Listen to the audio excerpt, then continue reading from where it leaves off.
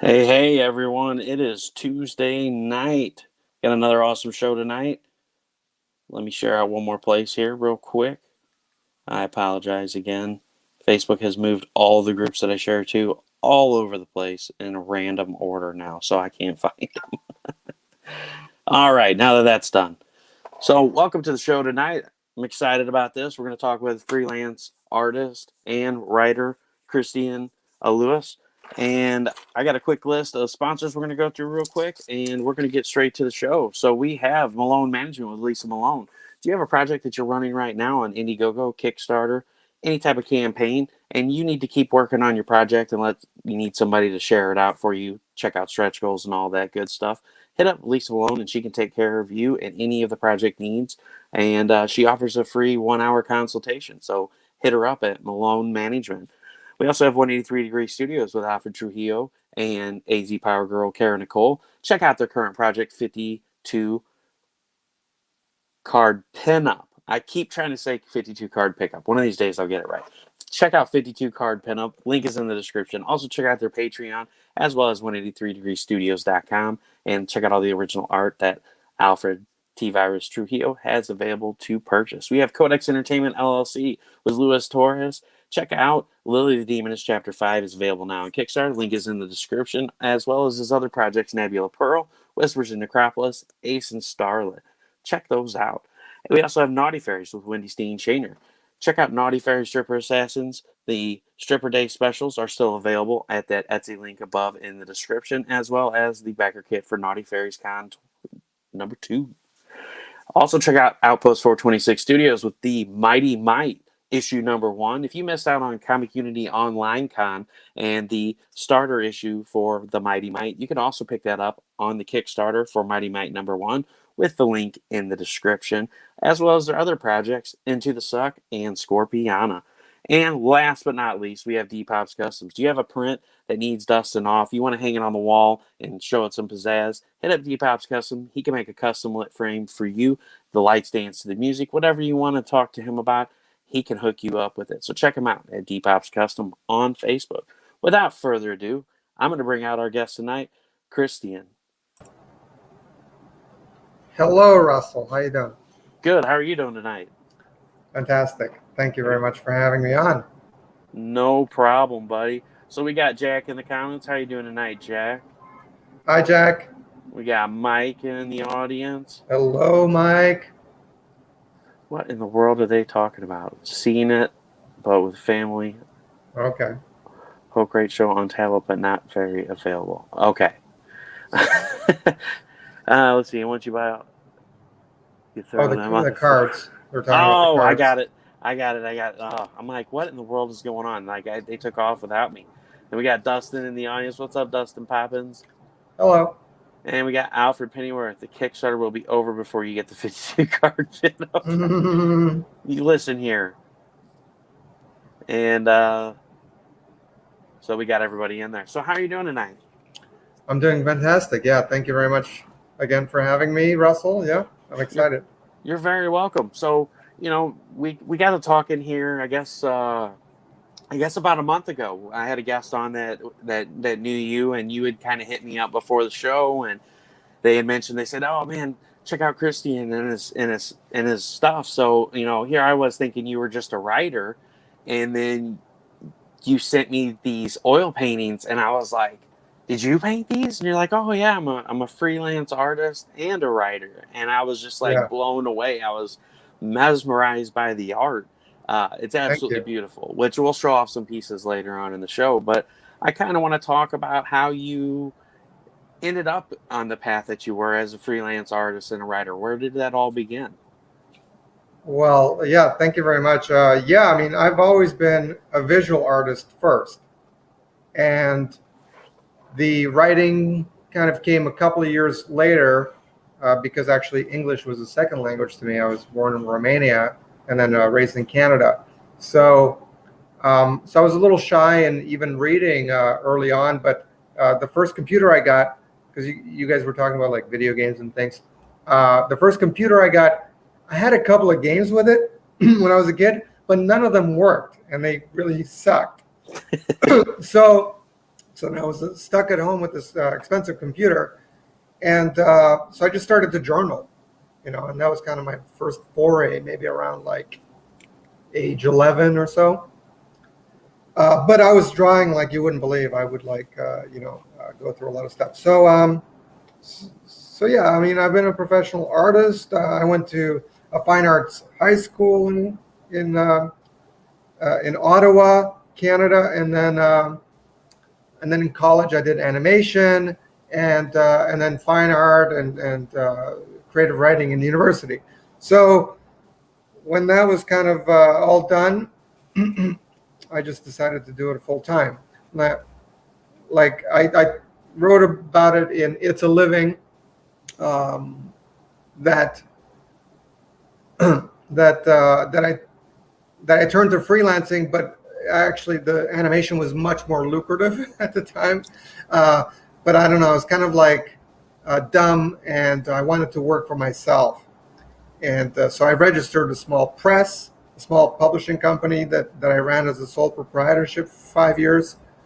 And then many years later, I registered an art school, and then I ran that too very successfully. So that's like a sample of what I've been doing. And then I turned back to writing. I mean, for a long time, I was just writing like my biography on my website, and editing that. And a lot of my writing over the years, before like a few years ago, was proposal writing, to get jobs as a freelancer. So again, like you get to see my template in It's a Living. I go through it and kind of the winning formula that I've been using all these years. So that's kind of like in a nutshell, a snapshot of what I've been doing. And all along the way, you mentioned the fine art. I was doing art shows. So I've done like art shows I started out in cafes, doing live paintings and clubs and raves and, bars. Then I graduated to actual galleries, and then more commercial galleries, then city exhibits. And then finally, I do have some works in museums. I have one in Canada and one at the Billy Ireland Museum of Cartooning. So I've been everywhere, buddy. So I've got to ask, how hard is it to paint in a rave? I mean, you got the ooch, ooch, ooch. Are we talking that kind of rave, like with the lights and stuff going on? Yeah, I used to do a few of those. And then sometimes they would vendor, so they would give you a little vending spot, and then you get to try to sell people, like that are high. These people are tripping balls, and you're like, whoa, man, what is this? Yeah, exactly. And you're like, no, it's a horse, man. Like, how high are you? Yeah, so they're tripping, and then so sometimes just to keep myself busy, so I'm not just standing there awkwardly. Just trying to peddle my acrylic paintings. Hey Jack, how you doing? I would set up a canvas, in the corner, and then I'd paint, and then I'd paint something, and half the time somebody would make an offer by the end of the night if they still had money left after all the booze they bought.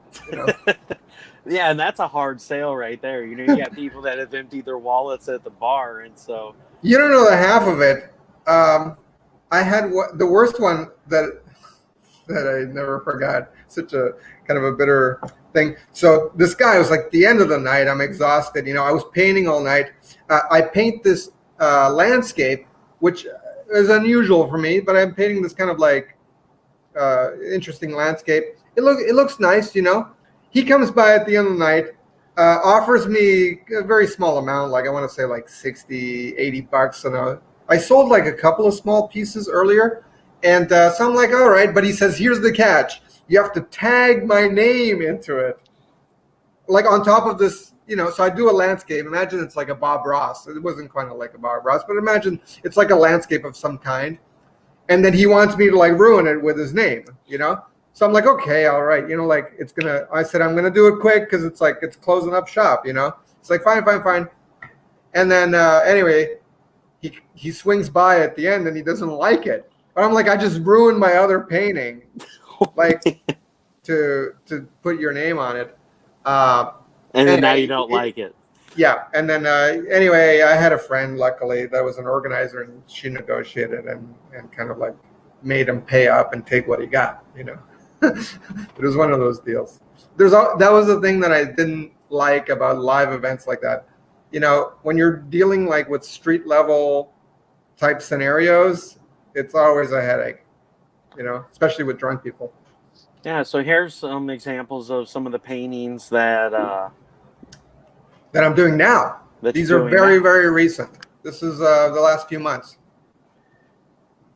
And I love the lighthouse. Those are my favorite. Thanks. This is the little red lighthouse under the GW Bridge. Famous. Yep. This is a new series that I started last. I want to say August, September. Really, I'm in love with it. It's so fun. Basically, I like splatter paint around on these sheets of paper, and so all that in the background is random, and then I look at the abstract, and I just, out of my imagination, try to fit in a figure or like a background, sometimes referenced, like the lighthouse was referenced. The girl was not referenced, just out of my imagination. So, and then I work with the whole composition. That's really cool. And that's what I was going to ask about that. So you kind of throw in that abstract in the background, and then you work around it by bringing in either scenery or a figure like you did in this one here. Yeah, this one's like the best one, I think, because it's like the dripping. Like there were so few pages that I had that were so intriguing, with the dark dripping, and then I got lucky to be able to fit her like right at the right spot. And then you've got Napoleon. Yeah, I thought like that was a good subject, and again, like you see the brushstrokes up top. I don't know what your aesthetic is like, but to me, that's like, I mean, everything works, because it's kind of planned chaos. Yeah, he's got kind of like the swoosh because he's like charging into battle. Yeah. And you got kind of like an orange sun. To me, it's kind of like a swoosh and an orange sunset, and it's like it's coming up on dark, and he's charging into battle, getting ready to take over the land. Yeah. And then you've got these giant masterpieces here. Yeah, this is a while back. This was circa 2010 in Canada, Ottawa, Canada, and maybe we'll circle back to this. But basically, I'm writing a novel right now, and it's being serialized. It's called Restless. Currently, it's uploaded on Medium.com, and then it's loosely based on that period of my life, but it's a fiction. I've added a lot of sex that I was maybe was having back then. Maybe I wasn't, but a lot of it is like dramatized, and a lot more drama in general, and then each character is like carefully developed to represent different aspects of the art world. So it's a mixture of kind of the social life of an artist, a young artist, as well as the career climate in Ottawa, Canada, which is like a million population town. So hopefully others can kind of relate to that size city. So Dustin said that that heart is epic, and I love lighthouses. Thank you. And no, it's not Slender Woman. I see where you're going with that, Jack. It's not the opposite of Slender Man. Oh, no, Slender Man is kind of he's a spooky figure, right? That's right. And then Jonathan said, very nice work. The one with the girl has a very poish tone. Love it. Thank you. I love Edgar Allan Poe. I used to read a lot of poetry. I know, Russell, you're a big poetry fan. I know, like Jacques, Brian Jacques, well, he was a big poet fan, and I saw in one of his books he opens it with a poem.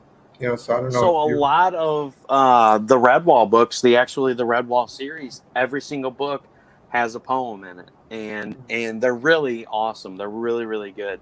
A lot of them, were based on Mossflower, which is where the abbey is located in the story. The Redwall Abbey is located. Excuse me. And yeah, he had a lot of beautiful poetry in that, and he did a lot of different things. He did poetry. He wrote the Redwall series, and he did some of the spooky short stories. I think he had like one book which I bought, and those are a little more kiddish. But yes, the Redwall series had some great poetry, and I love Edgar Allan Poe as well too. Yeah. In fact, in Big Boss comic, the graphic novel, I reproduced uh, A Dream Within a Dream. One of the versions of A Dream Within a Dream by Edgar Allan Poe. It's like the fourth version, I believe. It was something I was really attached to when I was in high school, especially. Yeah, and that's something else you've done too. You had Big Boss comic that you've done, so you're kind of a jack of all trades. Yeah, and you see on this cover on the right, that's an acrylic painting, but it's a painting of the actors that were in the short live action film that I produced. So I'm not showing off, but I made a little film too.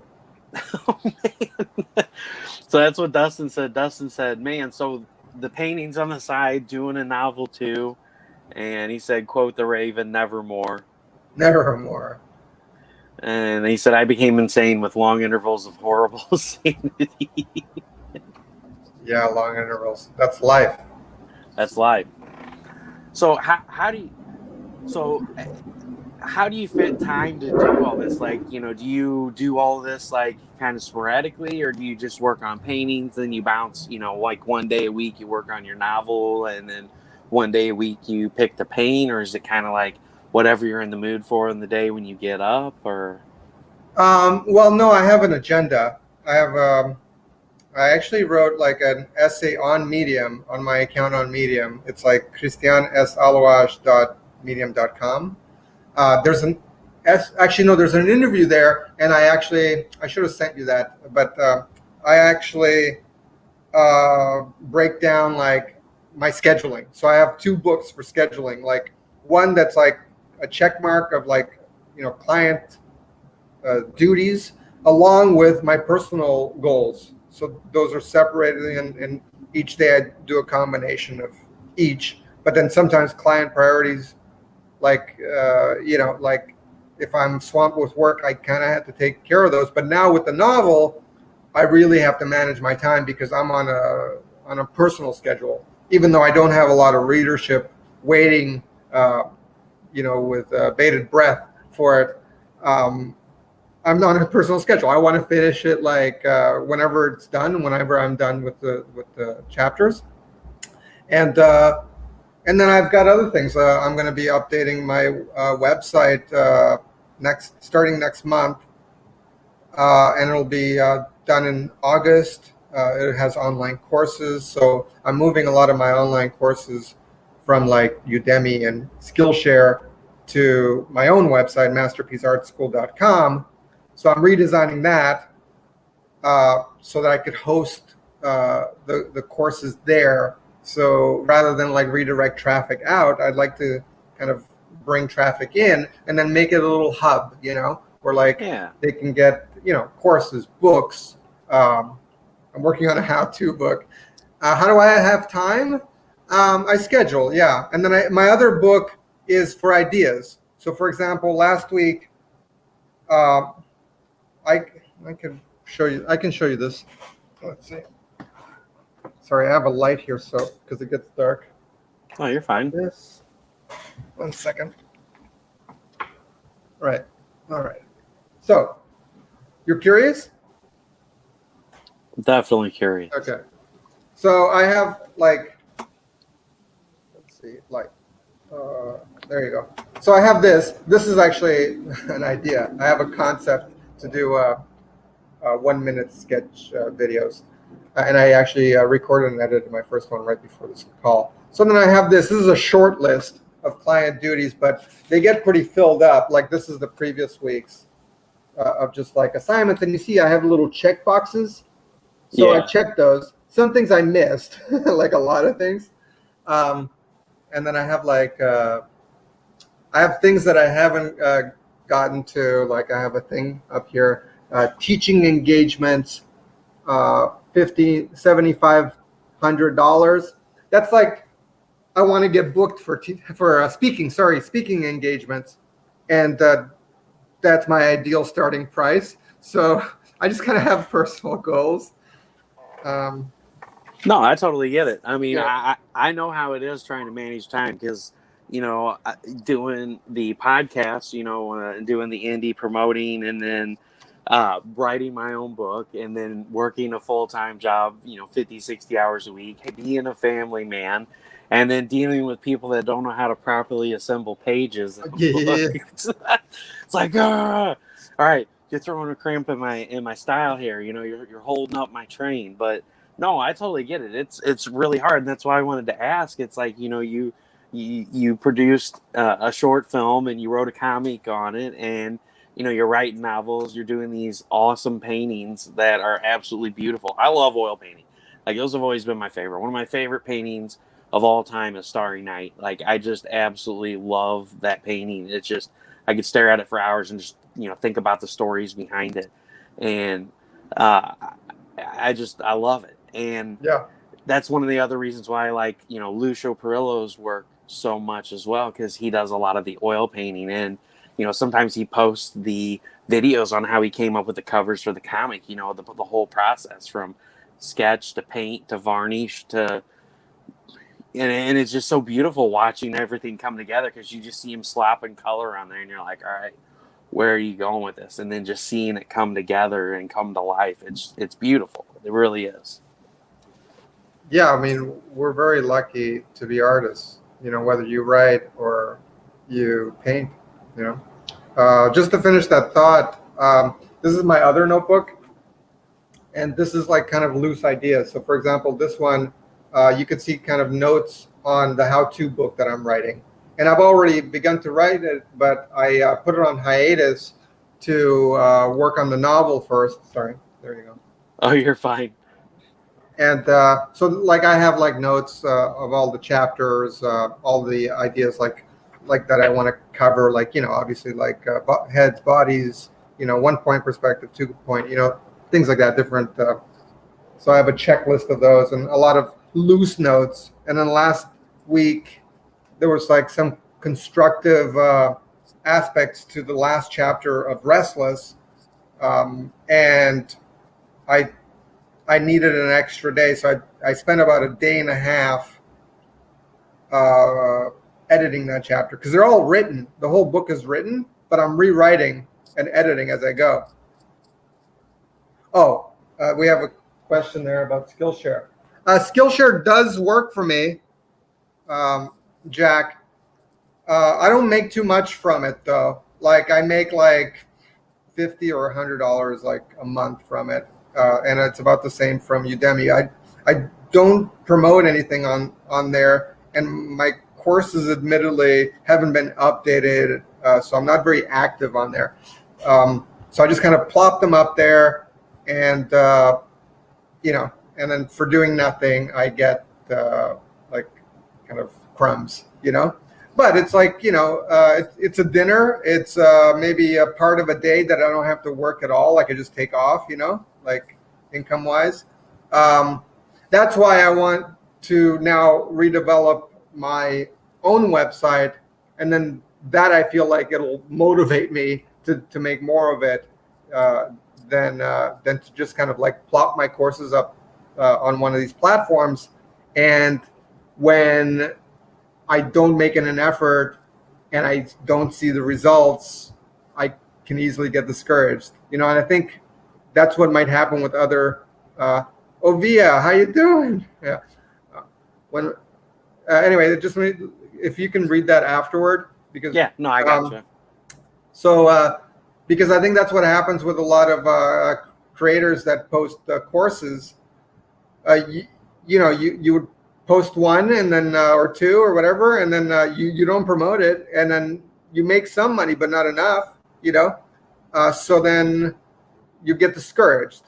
But then when you're working for yourself, you have to find ways to burn all bridges and force yourself to take action. You have to put yourself in dire situations, otherwise you won't move. So that's what I do every day. So Via had a question. When Yep. an idea first comes to mind, are you able to visualize it as an art piece of writing, or do you have to ponder the idea first and then choose what you think would express it the best? That's a great question, Ovia. And Ovia is a very talented writer herself, by the way. And her and I have some projects in the works. And she was helpful in adapting Restless, which was originally a screenplay that I wrote. So the question was, how do the ideas come? Yeah, do you have to ponder the idea first and then choose what you think would express as the best, or? Well, I note it down. Actually, this notebook, what I do with it is I'll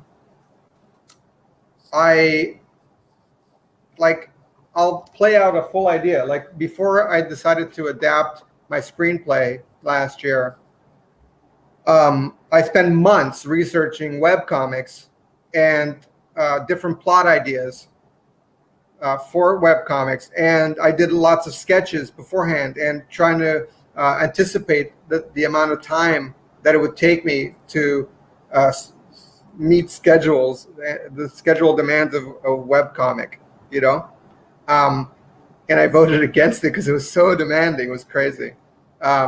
So I did outlines. I did plot outlines. I did hourly outlines, how many it would take me, how many hours it would take me each week, and calculating whether I could balance enough freelance work to cover my bills and my overhead while I do this, which will likely make a little or no money.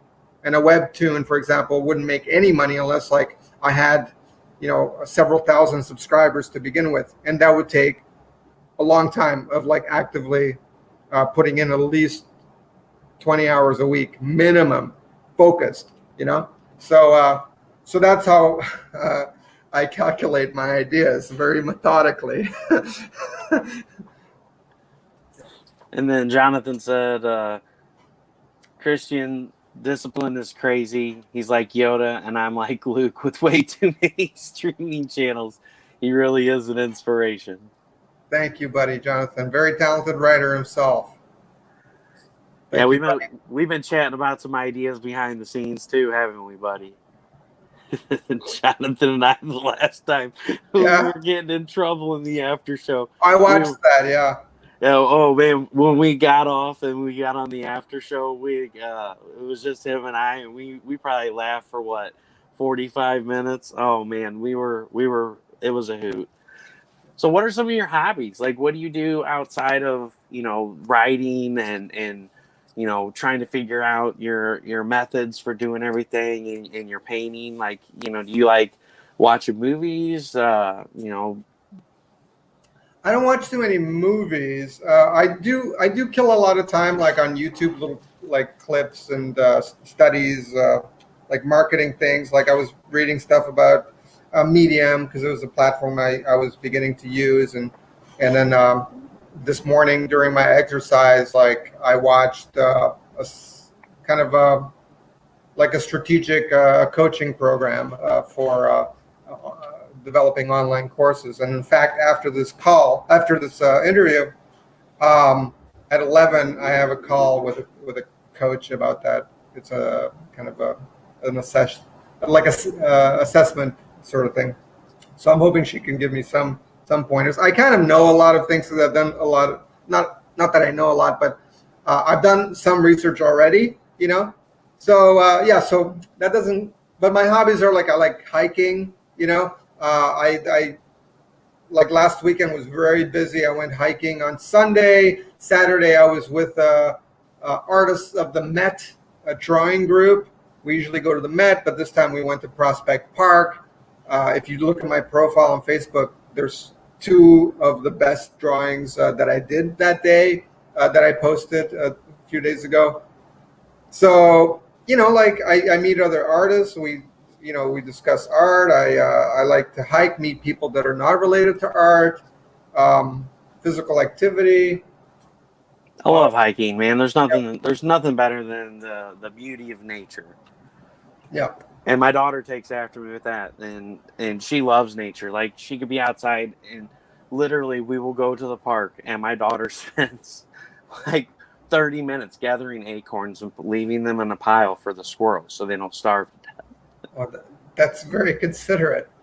Every single time we go to the park, she will ride her bike, and Yeah. then she sets aside her time to make sure all the squirrels in Union Park are taken care of.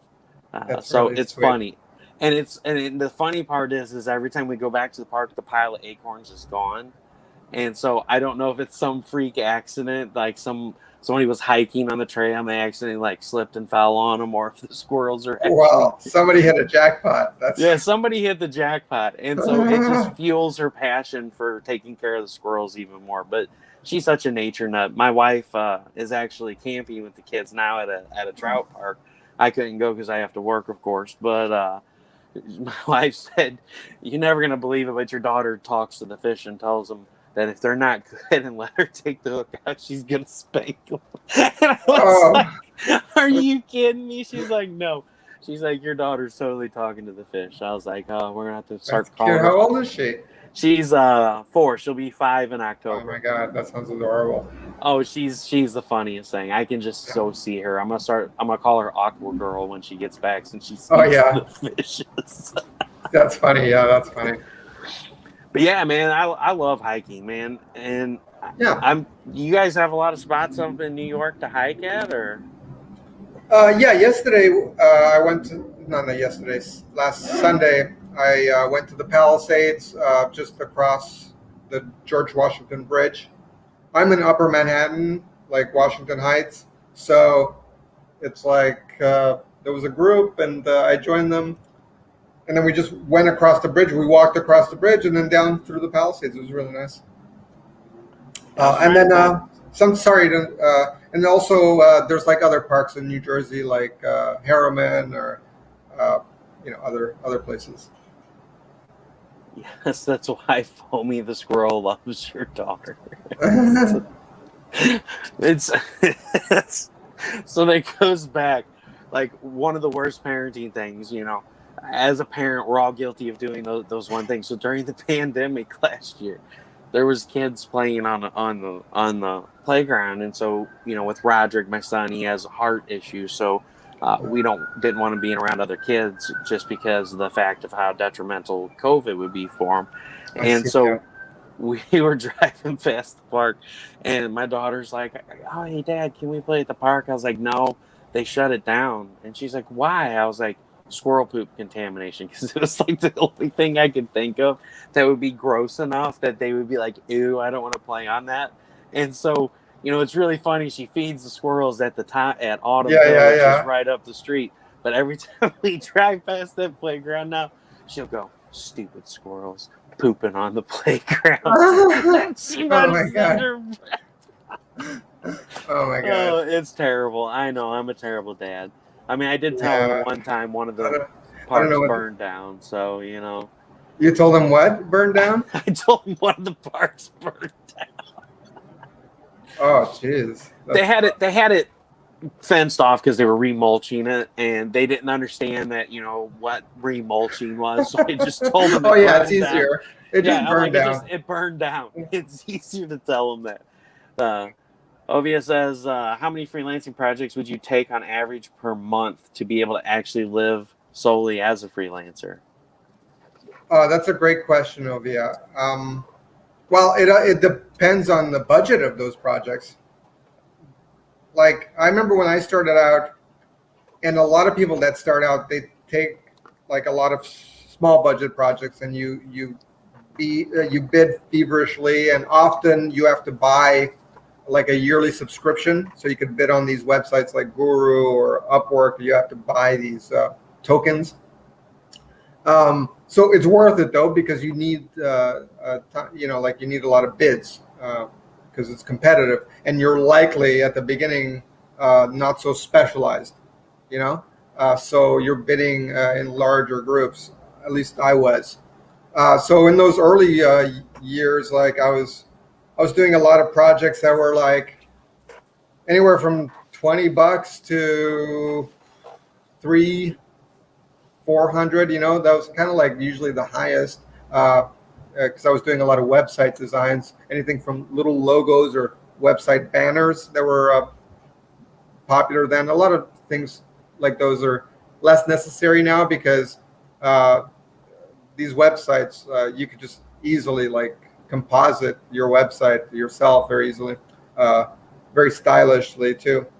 So so in those days, I would at any given time juggle around 10 little projects each week, and I had a checklist like my schedule like that, and I listed each one, and I listed the budget for each one, and I would check off once I got paid. And now what I do is I'll put little check marks for preliminary and then final.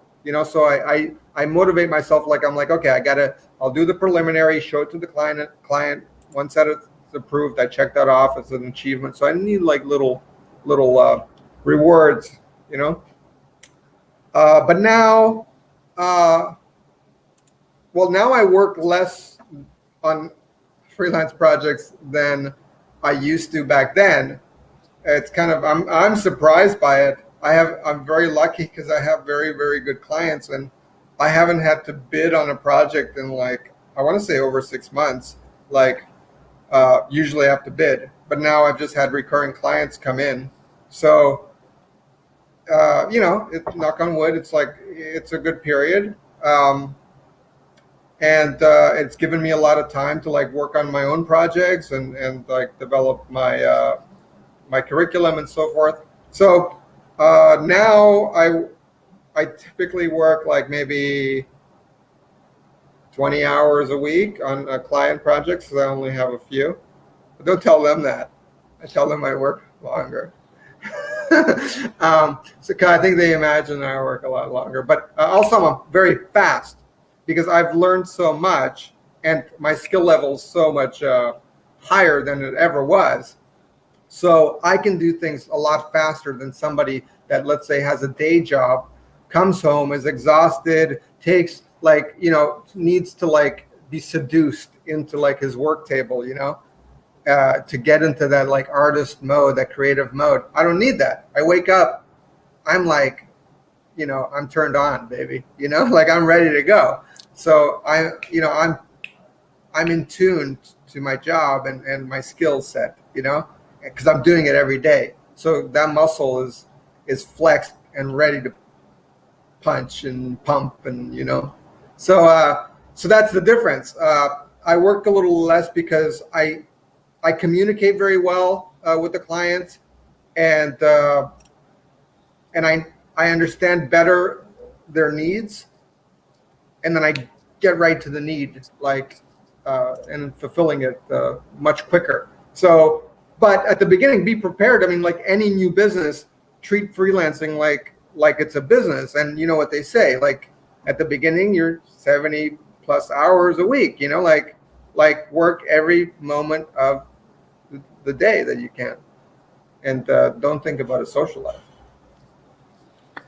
And then Jonathan's answer me earlier about our good laugh. Yes, Blanta forever. Jack's laughing about Russell explaining to his kids that a park burned down. Kids, fire is hot. And Stephanie said, hey, everyone, I'm late to the party. Hi, Christian. Hi, Stephanie. Great to have you. And Let me know Ovia if you said, have questions. sorry to interrupt the casual conversation, by the way. They were super sweet. It's okay. I don't mind questions. I like to derail a lot, so it's no, new. it's a good balance, yeah. And squirrels poop on a lot of things. Yes, they do. And Jack saying hi. Let's see, and that's one of the cool things when you keep practicing your art, you become better and faster at it, or at least you should.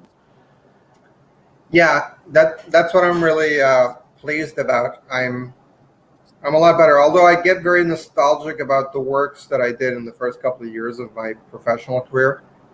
Um, yeah, I get very nostalgic about that. I sometimes think it's like some of my best work, and some of it is like kind of like lost to the ages, or I sold it for next to nothing. So I Oh, wanted to, this is a recent one.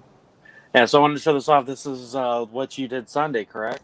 Yeah, I love this. This has a nice little story. So it's Prospect Park, um, and it started to rain right at the end of this painting. And basically, it's just literally an ink, just a bottle of ink that I brought with me, and a little paper towel to clean up, and a brush, one brush. And I did this on a little sketchbook. And then started to rain, and it just worked out so perfectly because at the top there, you see like it just, all the droplets kind of smudged the right areas and created a nice wash in certain areas. I try to protect it. I just love this piece. I thought it was so nice. And then there was some swans in the previous, and yeah. And then this one, like I focused on the twig, and then there's a little, just at the last minute, what is that, like a goose or whatever, came into frame, and that worked perfectly because it just balanced everything just right. Oh, that's just me. That was me at the Brooklyn Museum on the way home. Yeah. So what I want to mention about this for anybody that's an artist out there, what I did is like what makes me happy now as an artist is like I'm making choices that I didn't make before. For example, I knew that I wanted something in the foreground, this leaf, the little bush on the left-hand side. So I, like I enlarged it a bit. I sized it up perfectly. So I still reference it. So I look at the picture. I look at whatever's in real life. I reference the shapes to get that realism. But then the size and the location I control for the composition. And then there were people walking on the bridge. I saved the silhouette. There were swans swimming around, and then I it was kind of like midway. I was like, oh, I can just enlarge that black shadow of the water and silhouette the doves in white there. So little choices like that just like come together. And these are things that as an artist, I mean, there's no way. I mean, I could have done that right out of school. I mean, I was not smart enough. It's absolutely beautiful. Thank you. I'm really in love with this, and I'm extremely satisfied, having accomplished it. So it's a nice piece. It makes me happy. It captures the moment too. I just want to say, because there's a lot of like soft concentration when you're trying to be so precise, and there's no mistakes with the brush. So it was very meditative for me when I was doing those pieces. And here's a throwback picture that you. Yeah, this is before that picture of me and the two large paintings, about maybe a couple of years before. So this is in Canada. This is my old apartment in Canada. I had actually the wall on the right.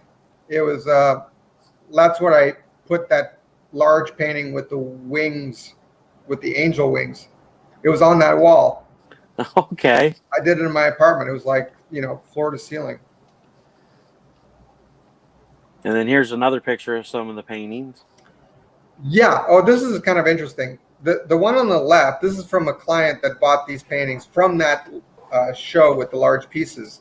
The painting on the left, with the golden boy and the water girl, they're both the same characters, but the one on the left is a print.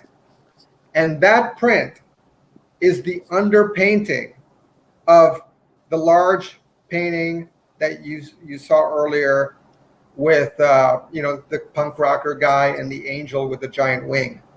This is underneath that painting. I painted over this. this is a photograph that I took before I painted entirely over it. So it's under there. So if you were to X-ray that painting, you would see some crazy stuff. That's crazy. Yeah. And also the reason I didn't like it was like, I kept changing it. In fact, it morphed slightly different. And then eventually I just decided to paint it black. And then no preliminary sketch. I conceived that painting.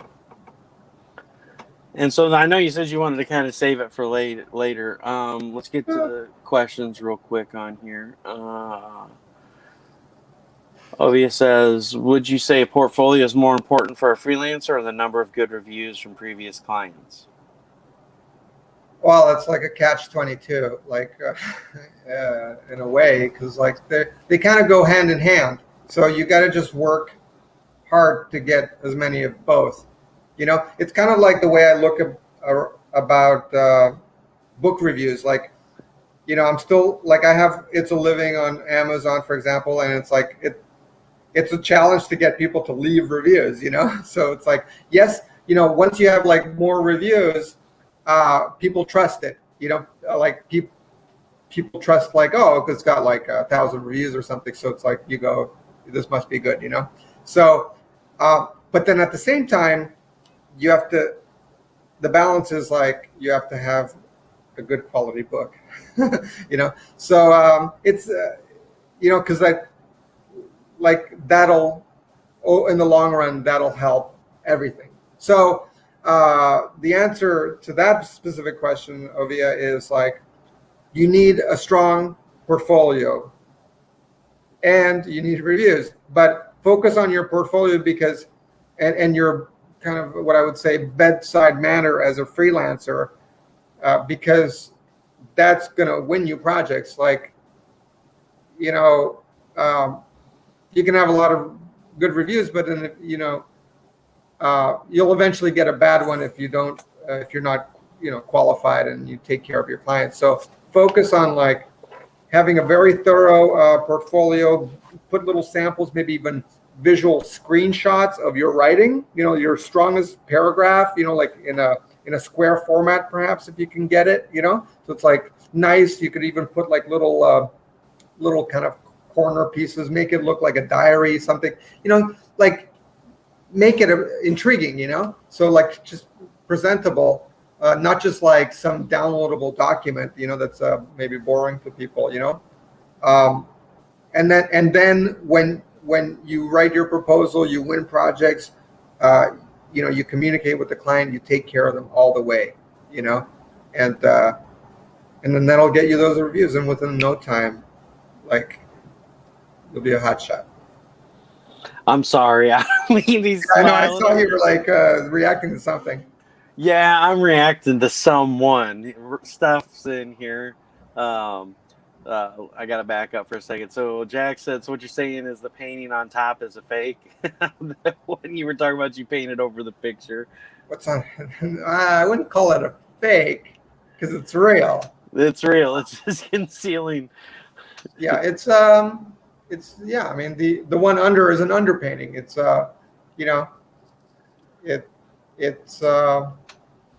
it's whatever's under the Mona Lisa. And then Ovia said, I gotta stop asking such serious questions. No. I really appreciate them because I love talking about career stuff. You're totally fine. Yeah, I'm actually really passionate about it. Yeah, no, and you're totally fine. Ask away on all the questions you want because it doesn't take much for me to derail things. And then so Steph said, I can't wait to review Xenonanite Titan. Yeah, it looks great. Yeah. And he said scathing reviews. Mm-hmm. And he said page 79. I have edits. That's funny. Yeah. So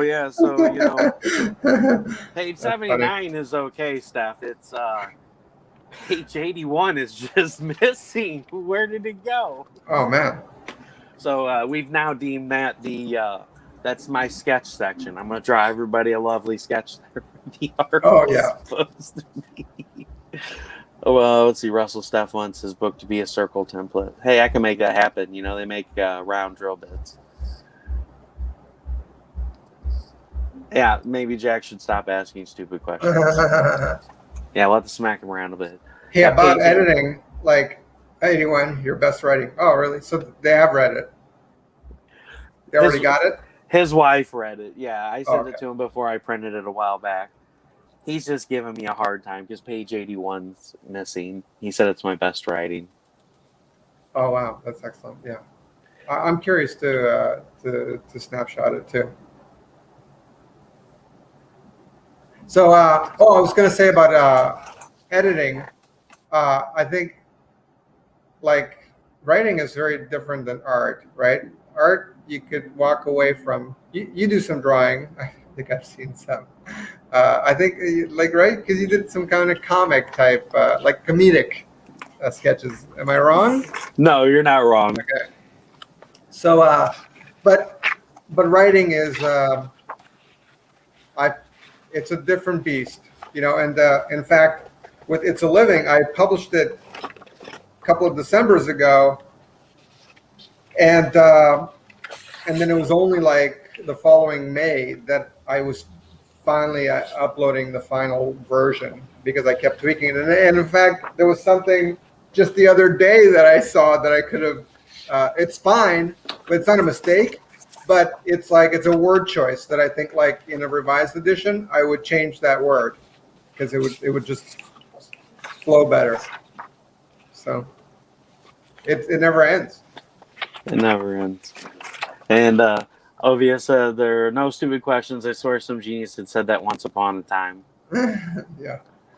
And Steph said drawing is being very kind. Very, very kind. I know. I saw from previous shows people were busting your balls. Oh, that's always stuff. We bust each other balls. Yeah, so there's. I kind of like those. It's so got a childlike naivete. Hey, it's all in good fun. That's right. Steph and I bust each other's balls. You'd swear we hate each other, but we don't. We're actually good friends. I did actually do not too bad of a drawing of the Scepter Brute, which is a character in the book. This was kind of like my. Oh, that's cool. My. I don't even know what the word I'm looking for. It was kind of like my prototype of what I felt like it should look like, and I mean it's not bad. I kind of screwed it up a little bit, but it No, turned out pretty I good. like it. And then Oh, sorry. Then you got Felix the cat. Felix. Cool biplane, bro. Want to see my helicopter? You know, so. Nice. Yeah. I like them though. It's good. It's good. It was actually reminding me of. I kind of read heavy stuff, so I've drawn comics, but like as I get up in age, like I care more about like ideas and I'm discovering myself and getting the most out of like life. So I read kind of heavy stuff, and one of the things I was reading recently, I just picked up, is the Red Book by Carl Jung, and the reason I bring it up is because your drawings reminded me of his drawings, because Carl Jung, I don't know if people are familiar, he was a contemporary of Sigmund Freud, and Carl Jung developed all these concepts like the shadow, the ego, the collective unconscious. He was a psychoanalyst and wrote many great books. So he had during his formative years when he developed most of his ideas, like in his early 40s, after having met Freud one-on-one and comparing their ideas, he gained a lot more clarity on his own kind of theories on human psychosis, and he took a lot of notes, and they were compiled several years ago, around 2009, into a book called The Red Book.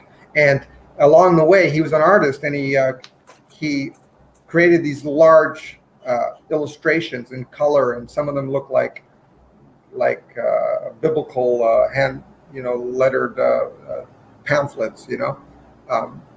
So your work, I'm comparing you to Carl Jung, Russell. Thank you. I think. No, I'm just kidding. No, it's a high compliment. Trust me. This is my favorite one. I did this for Katrina Rowitz, I love it.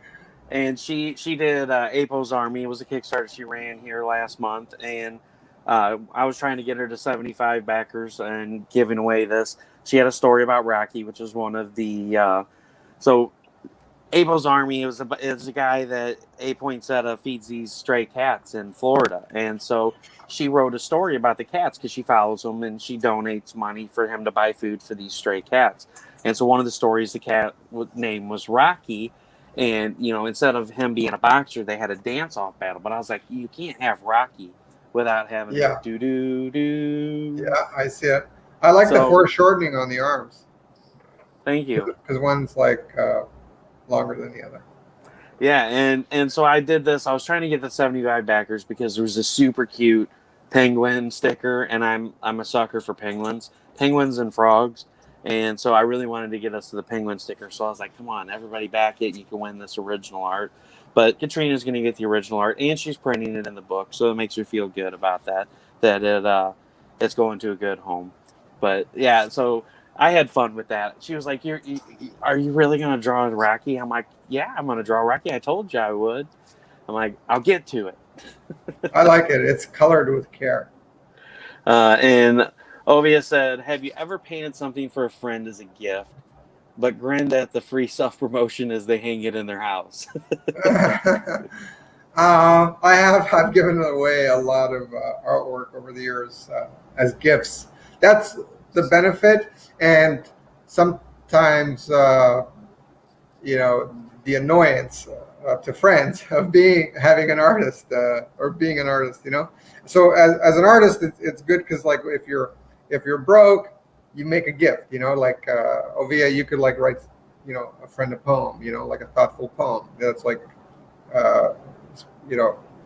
encompasses your memories of your experiences together, things like that. And it's touching. You could, put it in a frame, and that's nice, Yeah. So, but then after, like, you have to always remember, like, have I given this person an artwork yet? So it's like, if you haven't, because you can't, and you certainly can't do like every year their birthday they get like a artwork, So every now and again you got to put in cash in an envelope or like get them something thoughtful, that they want. But no, I don't see it as self-promotion. I hope, though, to some extent, that they talk about it. Like if somebody, sees, hey, who did that? And it's a little conversation piece. Because that's what especially fine art is meant for, to stimulate conversation and memories and things like that. So, yeah, I guess it is self-promotion, but I can't think of many instances where, like, I've had an artwork in somebody's friend's house, and then one of their friends had to contact me and get a commission. I'm sure there are one or two instances where that's happened, but I can't recall of an exact scenario in that way. I'm just laughing because, like you say, you hope people talk about the art when people come over. Like when people come over, I'm always like my nephew Zach. He's really into art, and he's like super excited. He's like, I can't wait to get it. He's like, I want to buy 2 of your books. He's like, you got to find me a case to put one in so I can protect it for like forever.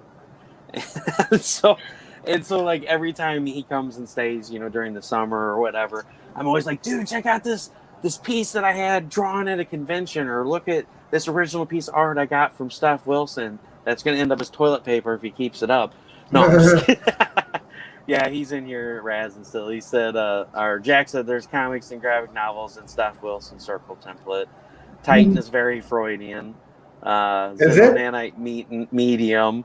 If Friday doesn't work, Russell can fall back on his art very far back. His art has so much potential. But no, I love, that's one of the best things. Like anytime like when we went to C2E2 and I got some sketches done at the convention, like every time family would come over, I'd bust them out. I'm like, check out this sketch that I got. Look at this. Isn't this awesome? They're like, oh, that's really cool. I'm like, no, this is awesome. Like, you have no idea how cool this is, because I got this one Venom piece done, and it was just it just blew me away. Wow. And Zach, of course, he's like, oh man, that's awesome. And everybody else is just like, I don't care. But yeah, man, like I love paintings. I got like probably, I think every year when we go to Pumpkins Galore in October, we take the kids there. They have like pumpkin cannons and corn mazes and, you know, tractors and stuff the kids can ride. But they have a shop there, and there's a lady that lives in Wright City that Yeah. hand paints the old fashioned saws. Oh, I've seen those. Yeah, yeah. Yeah, I Maybe got like the whole maybe there's upstairs. more than one lady that does that. Oh yeah, there's more than one lady that does that, but there's the one lady that does it for the place in Wright City that every year she brings a couple of them there, and every year I go out of my way to buy one. And like my whole upstairs is no, I have probably like 30 of them. My wife said if I Wow. bring another one home, she's gonna murder me. But What I even picked up do one they go for? What do those go for? What does she ask for? for like just a circular saw blade, they're usually 40 or 45. For a Holy hand, crow! That's it? yeah, that's it. And then for like a hand saw, Oh, handsaw. Yeah. they usually go for, I think, like 65. Jeez. They're probably like the way the ones I've seen are very detailed. Oh yeah, these are extremely detailed. And then there's like there's a couple I got when we were in Tennessee. So like when we go different places and we stop at antique shops, I always look for a saw to bring home. So like one of the ones I got is very beautiful. We took our son on a train ride for his birthday. He had his birthday party on a train. Not very many kids that can say that. Mm. And they had a little town that you pulled up to, and it was like Jesse James. They dressed up and they got, you know, guns with caps in them, and they acted like they were holding up the train, and everybody had to get off. That's so cool. And it was like a little town. They literally set it up, and it was a shop, and you would go into it and you could look around. Well, it turns out the lady that was one of the volunteers that ran the train station, she painted saws for a living. And there's one of the only remaining covered bridges in Missouri, as well as it's a stream-fed mill. I'm sorry, a stream-ran mill. And she painted the mill and the covered bridge on a saw. And I have that's one of my favorite pieces upstairs because it's something really cool. It not only commemorates, you know, my son having his second birthday on an actual train, because not very many of them operate anymore. But you know, it just commemorates all of that. You know, the us being held up at the store, and it's very beautiful. And it was like $20. I was like, Are you that's kidding me? How No. much is a handsaw? Isn't a handsaw $20? Yeah, probably it's more than that now. It's like $34.99 just for, like, you know, probably an off-brand that'll cut through two pieces of wood and all the teeth will break off of it. See, that's what kills me about like art, the art world. You know, like there's things going for millions of dollars, and then like these artists that like, you know, do such amazing work, such caring work, and then they're like taking a loss on the saw. You know, like they're you know they're $10 short. You know. Well, and a lot of the stuff is like just antique stuff. I mean, it's old. Like if you flip it over, the saw blade's probably like 40 or 50 years old. But I ended up buying, I think I bought 3 of them from there. And she paints the stuff, and like this is all volunteer ran. Like all the people that work there, they don't make any money. All the donations and the money they get from the tickets is to help keep the train running because it's so old. You know, finding parts to keep it running and stuff, and maintaining the tracks and stuff. So that's why I was like, you know, I ended up giving them more than what they wanted for the saw blades because I felt they were worth more than that. But I wanted to keep that tradition alive. You know, I want my kids, you know, in 40 or 50 years when they have kids, or 30 years or whatever, to be able to take their kids and experience that, you know, because there's not a lot of that that's left. You know, we found very few places that still operate these, and they're all volunteer ran. Yeah, yeah, those amaze me. Yeah, but And then there's stuff painting on saw blades. I just don't get the Midwest. I missed Ovia's question, and let's see. So I'm trying to explain something to somebody that doesn't care. They will never appreciate your excitement for it. And then, thank you.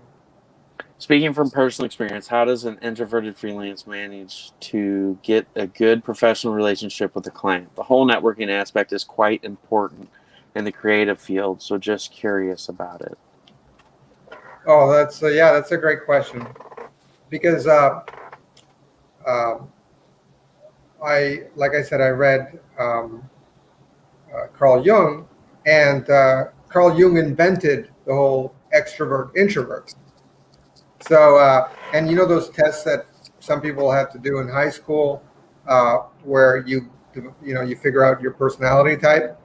That's based on Carl Jung's descriptions of and studies of personality types. So, having said that, I did one test in high school, and I redid it recently just to see like what I was, and because the reason I did it was I was reading one of like an excerpt from him, and he was describing an introvert, and it was totally me. By definition, an introvert is not necessarily like somebody who's shy. An introvert, by definition, by his definition, is someone that interprets like communication internally, you know. So rather than an extrovert that, like, let's say, like you tell an extrovert, "Hey, you're an a-hole," their immediate response would be like, "No, you're an a-hole," you know. So like they like that banter and they feed off of it, you know. They love that energy. The danger with the extrovert is that their personality type can spiral into a frenzy and you know, like psycho behavior, you know, because they go nuts, you know, externally, while an introvert kind of implodes in a way, like to the extreme. So the point of this lecture is that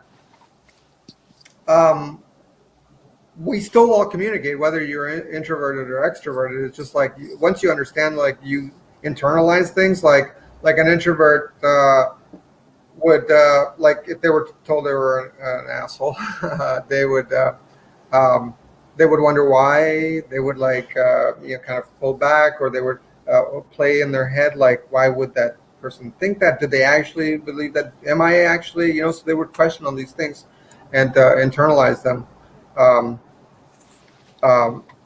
And then so I think especially the way I wrote, like, It's a Living, Surviving as a Freelancer in the 21st Century, is in the sections where I write about like dealing with clients, I think it's actually a benefit for an introvert, especially if you're working online, because then you're really like trying to tap into what the client might be thinking or needing. So use that. And if you have the skills of a writer, then express yourself like with those skills and develop those skills better and better. It's an asset. It's not a problem at all. If you had to network in public, okay, sure. I mean, I've vendored at comic book conventions, some of the most awkward people you'll ever meet, you know. Like I'm cool compared to them. No. So, but yeah, but like there's you know, everybody's introverted there, you know. So so the point is that they're all there and they desire to communicate and interact with other people. So I wouldn't worry about it. Just like just focus on your goals. You want clients, go after them and communicate in the best capacity that you can. That's it.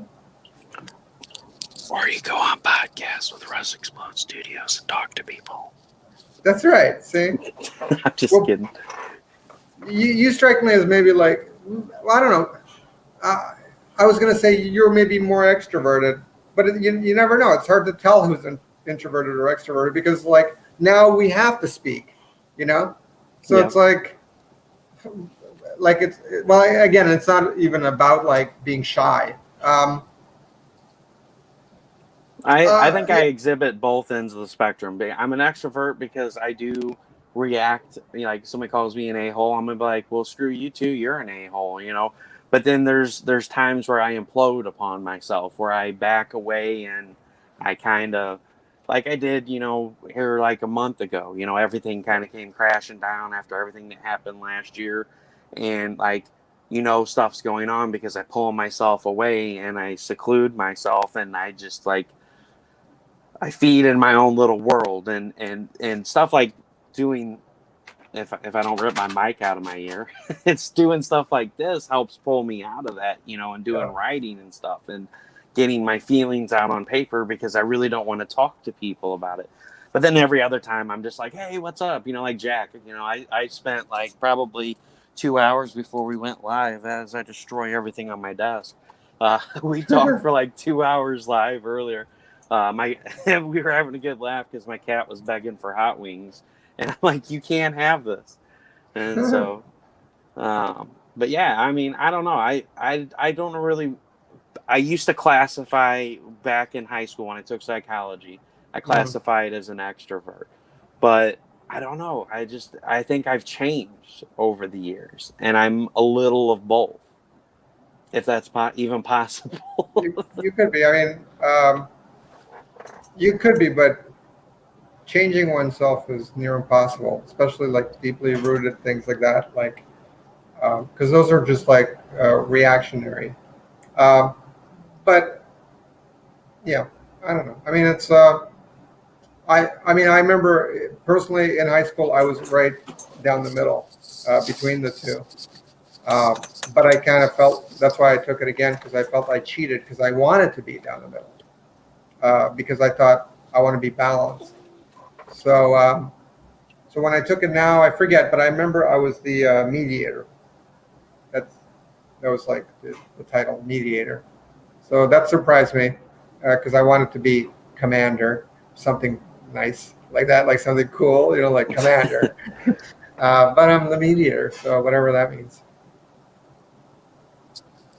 And then Jack said, "Why, thank you, Christian. I am an asshole." And he said, "So if You're you like to see welcome. the whole world burn, are you an introvert or an extrovert?" Oh, you're trying to figure out like some people just want to see the world burn. That guy. Um, you're an introvert. You're likely an introvert because introvert would take things very personally, and then at some point uh, lash out maybe or like wish hateful things like that. And certainly those villains in comic books and all the villains actually are introverts, right? I mean, like what Doctor Doom and like even Bane is like a psychotic introvert, Um, well, no, not all of them. Joker's extroverted for sure. He's a psychotic. He's a sociopath, a psychopath. So so yeah, I think both are capable of wanting to see the world burn for different reasons. Very cool. Well, I'm gonna call it a night. You said you have another call tonight. Yeah, at Did 11. at But yeah, 11. So I'm gonna let you go so you can get prepared for that. cool. I Thanks. really appreciate you being on tonight. It was really cool getting to talk to you. For those of you that joined late, I'm gonna run through and show off some of the pieces of art that we showed off earlier. Once again, here's some Thank of the you. most recent pieces that Christian has done. The lighthouse is absolutely beautiful. Thank you. And then you've got Napoleon. And here's some of the earlier pieces that he did. That's Da Vinci. Da Vinci. I don't even think I showed that piece earlier. No, you're not. I actually did 3 little pieces like that today. And here's some of the comic work that he has done That's based Big on the Boss screenplay. Comic is still on Instagram, so you could read it for free on Instagram, and it's also on Amazon. So I'm going to give you the full screen, give you a chance to introduce yourself once again, tell people where they can find you and how they can get a hold of you if they'd like to do commission with you. Oh, okay. Can I flash like a couple of projects? Okay, I will. Absolutely. The floor is yours.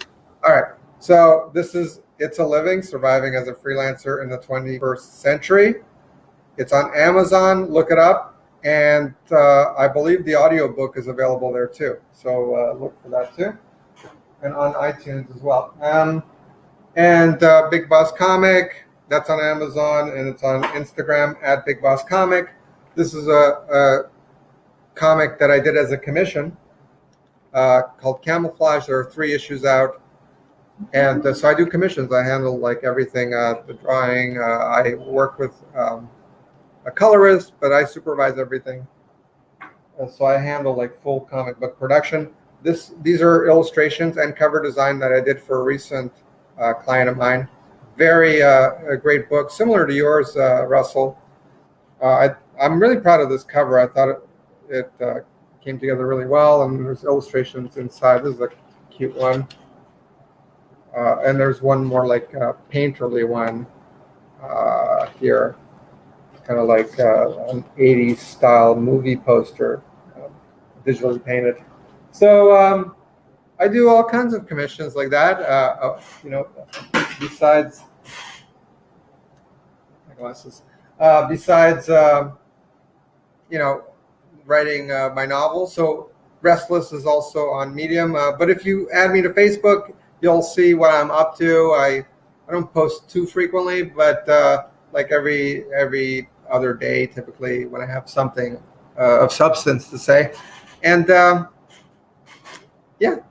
maybe we'll catch each other on a hike, or feel free to message me if you have questions about like freelancing or starting a career for yourself, or you need commissions. I do everything from paintings to graphic novels to book covers. I'm a jack of all trades and master of everything. Master of it all. Yeah. Well, thanks so much for being on here tonight. I'm going to kick you to the back room for a little bit. If you want to hang out there, I'll be right back. It's a pleasure. Thanks for giving me the opportunity. You're very welcome. Guys, thanks so much for being here tonight. Thanks so much for hanging out with Cristian and I and checking out his paintings and some of the novels that he's worked on, the comic books. Check out the screenplay. I forgot to ask him if that screenplay was still available. Hold on. We'll pop him back in here again real quick. I wanted to ask you that, and I didn't ask you that. Well, the screenplay is now a novel. So I wrote 2 screenplays. There was a Big Boss screenplay, and that's still there, unproduced. And then Restless, which is now adapted into a graphic novel. Into a novel, and it's serializing every Friday on Medium. And I also share the link on Facebook. So every Friday there's a new chapter. There are 7 chapters up already. It's about a young artist struggling to find love and success. And I think it'll move you. I think it's pretty damn good. I'm doing my best. All right, cool. Sorry about that. And again, thanks everybody for being here tonight. Thanks for hanging out and watching the show. For those of you that go back and watch this, I appreciate you coming back to watch this as well. Please check out the stuff that he has to offer. Please go at him as a friend. Check out the stuff on Medium and hit him up if you're interested in commissions or figuring out how to do freelancing for yourself. This has been Rush Explode Studios, as always, with projects that'll blow your mind. You guys have a great night and a great week. I will see you next Tuesday.